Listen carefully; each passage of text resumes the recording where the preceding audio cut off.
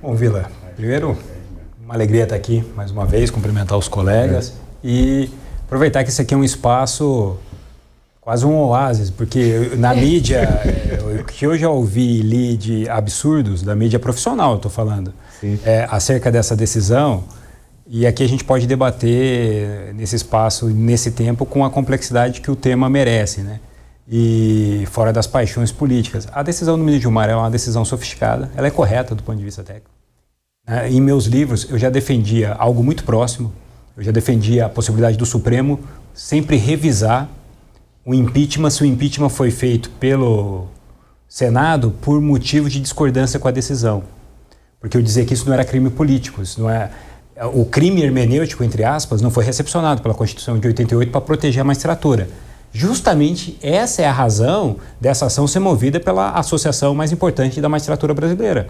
Porque ela busca, antes de tudo, verificar a compatibilidade, como foi muito bem dito, da lei do impeachment com a Constituição de 88, mas principalmente para quê? Para preservar as prerrogativas da magistratura, do juiz de primeira instância até o Supremo Tribunal Federal. Então, basicamente, o que o ministro Gilmar fez foi... Ele divide didaticamente, a gente pode dividir em duas grandes partes a decisão. Na parte em que ela suspende trechos que não são compatíveis com a Constituição de 88, principalmente o quórum, como já foi bem dito, não preciso repetir, e principalmente a legitimidade.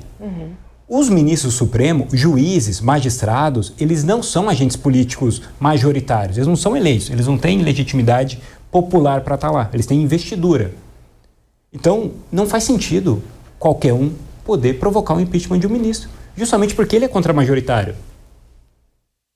Não à toa, os dois ministros que têm mais pedidos de impeachment contra eles é o ministro Alexandre de Moraes, porque julga os crimes de golpe de Estado, é o relator, é o principal, e o ministro Flávio Dino, que é o relator das emendas impositivas. São os dois.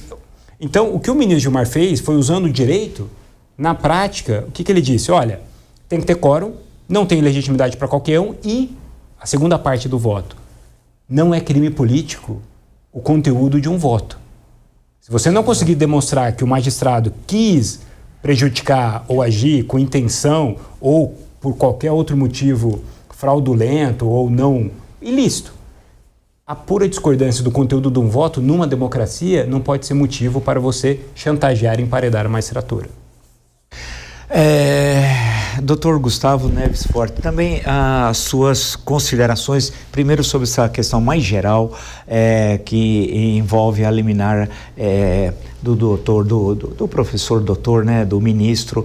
Eu não gosto muito da expressão ministro, desculpem, só fazendo um parênteses. Na Constituição de 1891 era juiz, e na Constituição de 34 colocou ministro. Eu prefiro a expressão juiz como em outros países, mas vamos seguir o que está na nossa Constituição, que as outras seguiram como ministro, do ministro Gilmar Mendes. Obrigado também, professor Vila, pelo convite. Para mim é um prazer estar aqui, esse debate qualificado. Cumprimento meus colegas aqui para a gente discutir. E eu tenho uma visão aí bem condizente com o que já foi dito aqui, muito bem dito pela Gabriela, pelo Jorges, que a decisão é uma decisão que ela se sustenta em termos legais, em termos técnicos. Eu acho que tem alguns pontos que merecem uma maior discussão. Inclusive, o pedido de reconsideração da Advocacia Geral da União trouxe alguns pontos. Ela concorda com diversos pontos da decisão na parte liminar e sugere algumas alterações em alguns pontos que eu acho que valem a discussão mais aprofundada quando a gente entrar ali. Mas eu acho que é muito importante isso que já foi dito. É uma decisão liminar, ou seja, é uma decisão que ela é uma decisão que ela é tomada no curso do processo, mas esse processo ele vai ser julgado ao fim pelo corpo de ministros por maioria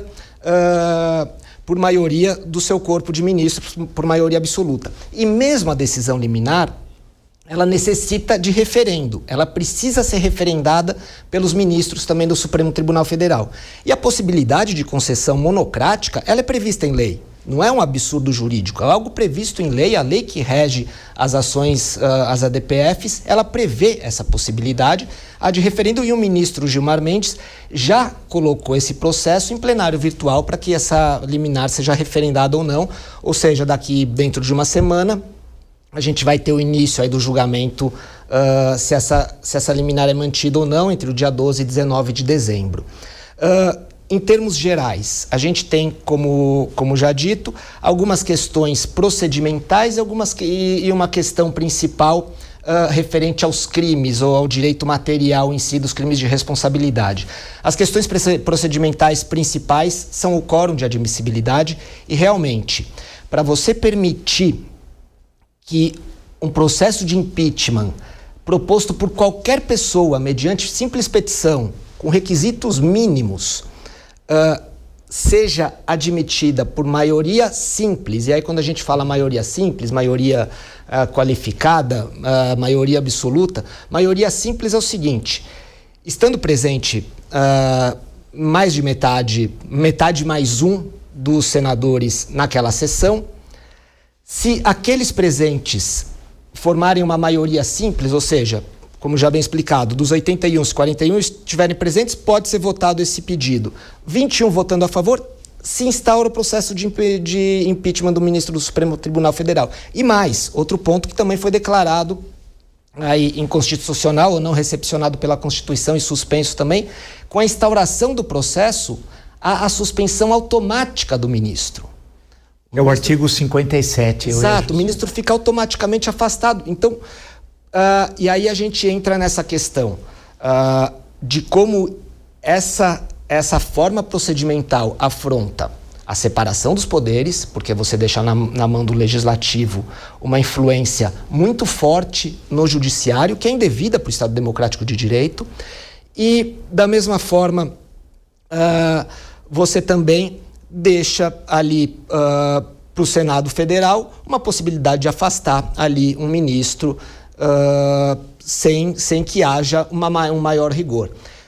E aí há algumas correlações feitas com o impeachment de presidente da República, e há estruturas diferentes que fazem um filtro prévio, por exemplo, para impeachment do presidente da República, que no caso dos ministros do Supremo não tem. Então, acho que a decisão nesse ponto, ela é legítima, ela é muito bem fundamentada, e às vezes a gente discute ali nas entrelinhas, mas é uma decisão de 70 e poucas páginas, muito bem fundamentada, com todo o suporte jurídico, e que protege a separação dos poderes e as garantias da magistratura, que são garantias essenciais para que a gente possa ter um judiciário independente, um judiciário que consiga atuar livremente sem pressões externas.